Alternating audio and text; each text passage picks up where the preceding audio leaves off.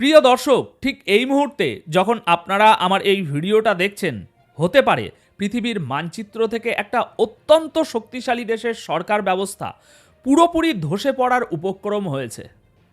না, আমি কোনো কনস্পিরেসি থিওরি বা হুজুগে খবর দিতে আসিনি আপনাদের। ঘটনাটা এতটাই সিরিয়াস যে খোদ রাশিয়ার পার্লামেন্ট স্পিকার দ্বিতীয় বিশ্বযুদ্ধের রেফারেন্স টেনে এনেছেন। ডোনাল্ড ট্রাম্প, আমেরিকার প্রেসিডেন্ট, মাত্র কয়েক ঘন্টা আগে এমন এক ঘোষণা দিয়েছেন যা শোনার পর পুরো মধ্যপ্রাচ্যের মেরুদণ্ড দিয়ে ঠান্ডা স্রোত বয়ে যাচ্ছে। তিনি বলেছেন, help is on the way, অর্থাৎ সাহায্য আসছে। কাকে সাহায্য? কোনো বন্যায় ভেসে যাওয়া মানুষকে সাহায্য পাঠাবেন ডোনাল্ড ট্রাম্প? না, তিনি সাহায্য পাঠাচ্ছেন ইরানের সেই সব উত্তেজিত জনতাকে যারা রাস্তায় নেমে সরকারি ভবন দখল করতে চাইছে। মানে সোজা কথায়, ট্রাম্প ইরানি জনগণকে নির্দেশ দিয়ে দিয়েছেন তাদেরই দেশের সরকারের পতন ঘটাতে। আর প্রতিশ্রুতি দিয়েছেন তিনি যে আমেরিকা তাদের অস্ত্র, রসদ বা বড় কোনো সাপোর্ট দিয়ে সাহায্য করবে।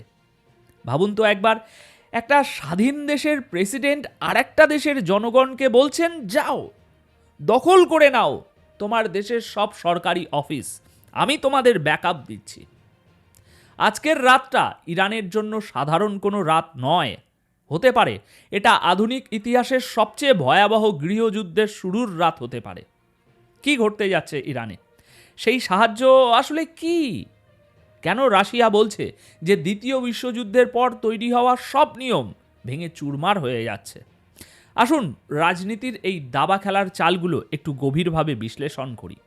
সম্মানিত দর্শকবৃন্দ, স্বাগতম জানাচ্ছি এটাই রিয়ালিটির এই বিশেষ প্রতিবেদনে। আমি আপনাদের হোস্ট অনুপ বিশ্বাস। দেখুন, আন্তর্জাতিক রাজনীতিতে হুমকি বা স্যাংশন এগুলো খুব কমন ব্যাপার, কিন্তু গত কয়েক ঘন্টায় যা ঘটেছে তা নজিরবিহীন। গতকাল রাত 9টার দিকে ডোনাল্ড ট্রাম্প একটি টুইট করে বার্তা দেন। সেখানে তিনি ইরানিদের উদ্দেশ্যে দুটি ভয়াবহ কথা বলেছেন। প্রথমত, তিনি বলেছেন, তোমরা তোমাদের প্রোটেস্ট বা আন্দোলন জারি রাখো, চালিয়ে যাও। দ্বিতীয়ত এবং সবচেয়ে মারাত্মক কথাটি হলো, দেশের সব সরকারি প্রতিষ্ঠান, মন্ত্রণালয় এবং অফিসগুলো দখল করে নাও। মানে বুঝলেন, এটা আর কোনো রাজনৈতিক চাপ নয়, এটা সরাসরি কু বা অভ্যুত্থানের ডাক। তিনি আন্দোলনকারীদের ইরানি দেশপ্রেমিক বলে সম্বোধন করেছেন এবং সাথে একটা ভয়ঙ্কর ওয়ার্নিং দিয়েছেন। বলেছেন, যারা তোমাদের উপর জুলুম করছে সেই সব সরকারি কর্মকর্তাদের নাম টুকে রাখো, তাদের চেহারা চিনে রাখো, এদের চড়া দাম দিতে হবে। দর্শক, এর মানে কি? এর মানে আমেরিকা একটা হিট লিস্ট তৈরি করতে বলছে। ইরানের রাস্তায় এখন যারা আন্দোলন করছে তাদের হাতে পরোক্ষভাবে লাইসেন্স তুলে দেয়া হলো যে যাও, সরকারি কর্মকর্তাদের টার্গেট করো, আমরা তোমাদের সাথে আছি। আর ঠিক এই বার্তার নিচেই একটা লাইন লেখা আছে যা বিশ্ব রাজনীতিতে রীতিমতো তোলফাড় ফেলে দিয়েছে। Help is on the way, সাহায্য আসছে। এখন প্রশ্ন হলো, এই সাহায্যটা আসলে কি? ইরানের আকাশে কি আবার আমেরিকার ওই বোমারু বিমান দেখা যাবে, নাকি লিবিয়া এবং সিরিয়ার মতো হাজার হাজার কোটি টাকার অস্ত্র বিদ্রোহীদের হাতে তুলে দেয়া হবে, নাকি এটা সাইবার ওয়ারফেয়ার হবে?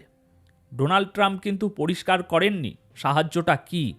আর ঠিক এই অস্পষ্টতাই এখন আমাদের বুকে কাঁপন ধরিয়ে দিচ্ছে। কারণ ইতিহাস সাক্ষী, আমেরিকা যখনই বলেছে আমরা গণতন্ত্র উদ্ধারে সাহায্য করতে আসছি, তখনই সেই দেশটা ধ্বংসস্তূপে পরিণত হয়েছে। ইরাকের কথা মনে আছে, লিবিয়ার গাদ্দাফির কথা মনে আছে, সম্প্রতি ভেনিজুয়েলার ঘটনা তো আপনারা সদ্য দেখলেন। সুতরাং এই প্যাটার্নটা কি চেনা চেনা লাগছে না আপনাদের? আচ্ছা, আরও একটু গভীরে যাই। দেখুন, মিডিয়ার রিপোর্ট বলছে গত কয়েকদিনের প্রোটেস্টে ইরানে প্রায় 2000 মানুষ মারা গেছে, রয়টার্সের মতে। আবার ইরান ইন্টারন্যাশনালের মতো কিছু মিডিয়া দাবি করছে সংখ্যাটা 12,000-এর বেশি। এখন সংখ্যা যাই হোক, পরিস্থিতি যে নিয়ন্ত্রণের বাইরে তা বোঝাই যাচ্ছে। কিন্তু এখানে আসল খেলাটা অন্য জায়গায়। ট্রাম্পের এই ঘোষণার পর রাশিয়া চুপ করে বসে নেই। রাশিয়ার পার্লামেন্টের স্পিকার যে বয়ান দিয়েছেন তা অত্যন্ত চিন্তার বিষয়। তিনি বলেছেন, দ্বিতীয় বিশ্বযুদ্ধের পর বিশ্ব চলার জন্য যেসব নিয়মকানুন বা ইন্টারন্যাশনাল ল তৈরি হয়েছিল, আমেরিকা আজ সেগুলোকে ধুলোয় মিশিয়ে দিচ্ছে। তিনি একটা টার্ম ব্যবহার করেছেন, রুল উইদাউট রুলস, অর্থাৎ এমন এক জামানা আসছে যেখানে কোনো নিয়ম থাকবে না, যার লাঠি তার মাটি। আজ আমেরিকা যদি বলে ইরানের সরকার পতন হবে, তো সেটাই করার চেষ্টা করা হচ্ছে। ওদিকে ইরান অবশ্য হাত গুটিয়ে বসে নেই। ইরানের আর্মি চিফ বা সেনাপ্রধান কিছুক্ষণ আগেই ব্রেকিং নিউজ দিয়েছেন। তিনি বলেছেন, we are preparing for war, আমরা যুদ্ধের জন্য প্রস্তুত। ইসরায়েল যে হুমকি দিয়েছিল সেটাকে তারা হালকাভাবে নিচ্ছে না। অর্থাৎ ইরান এখন ধরেই নিয়েছে যে যে কোনো মুহূর্তে তাদের উপর সরাসরি মিলিটারি অ্যাটাক হতে পারে। দেখুন, আমেরিকা চাচ্ছে ইরানে একটা রিজিম চেঞ্জ বা শাসন ব্যবস্থার পরিবর্তন হোক, কিন্তু কেন? শর্তগুলো শুনলে আপনার চোখ কপালে উঠবে। আমেরিকা কিছু শর্ত দিয়েছে। তারা বলছে, প্রথমত, ইরানকে তাদের ইউরেনিয়াম এনরিচমেন্ট বা পরমাণু কর্মসূচি পুরোপুরি বন্ধ করতে হবে, যা বানিয়েছে সব আমেরিকার হাতে তুলে দিতে হবে।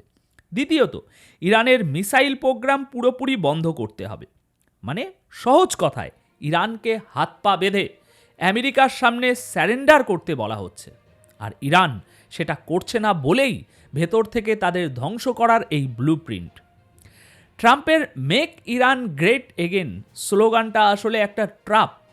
ইরাককেও কিন্তু মুক্ত করার কথা বলেই ধ্বংস করা হয়েছিল। দেখুন, ট্রাম্প হচ্ছে সেই মোড়ল, আর ইরানের সাধারণ জনগণ হচ্ছে সেই ছোট ভাই, যাদের আবেগকে ব্যবহার করে তাদেরই ঘর পোড়ানোর ব্যবস্থা করা হচ্ছে। এখন এই পুরো প্রক্রিয়ায় মিডিয়ার ভূমিকাটা দেখুন। একে বলা হয় ওই ফিফথ জেনারেশন ওয়ারফেয়ার। আমেরিকা সবসময় বাক স্বাধীনতা বা ফ্রি স্পিচের কথা বলে, তাই না? কিন্তু গতকাল কি ঘটেছে জানেন? আমেরিকা ইরানের দুটি প্রধান নিউজ এজেন্সি, তাসনিম এবং ফার্স নিউজ এজেন্সিকে ব্যান করে দিয়েছে, তাদের অনলাইন ডোমেন ব্লক করে দিয়েছে। কেন? কারণ আমেরিকা চায় না ইরানি সরকারের পক্ষের কোনো কথা বা তাদের ন্যারেটিভ বিশ্ববাসী জানুক। তারা চায় বিশ্ববাসী শুধু সেটাই জানুক যেটা সিএনএন বিবিসি দেখাবে, মানে তাদের মিডিয়া দেখাবে।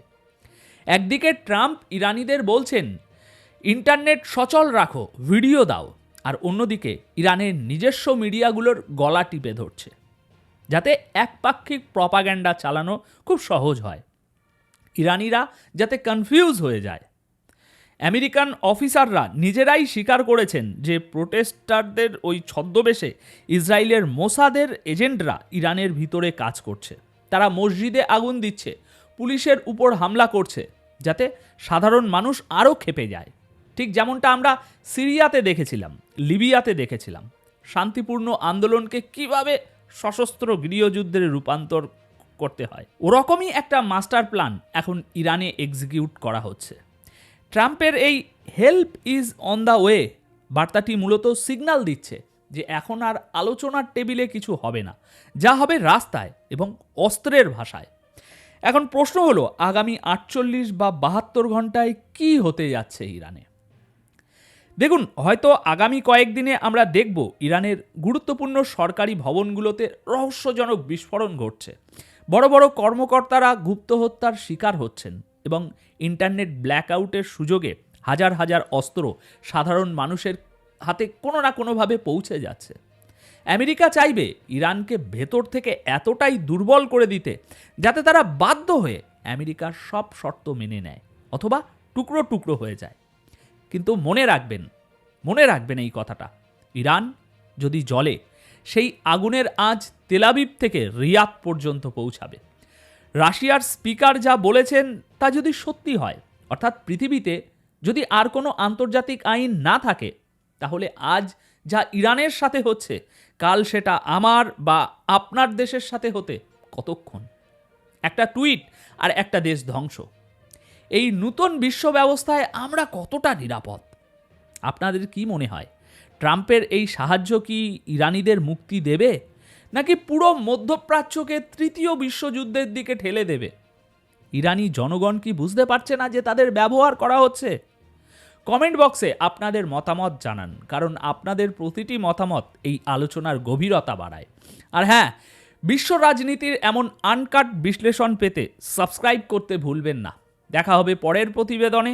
ততক্ষণ পর্যন্ত চোখ কান খোলা রাখুন, কারণ সময়টা মোটেই ভালো যাচ্ছে না। ধন্যবাদ আপনাদের সকলকে।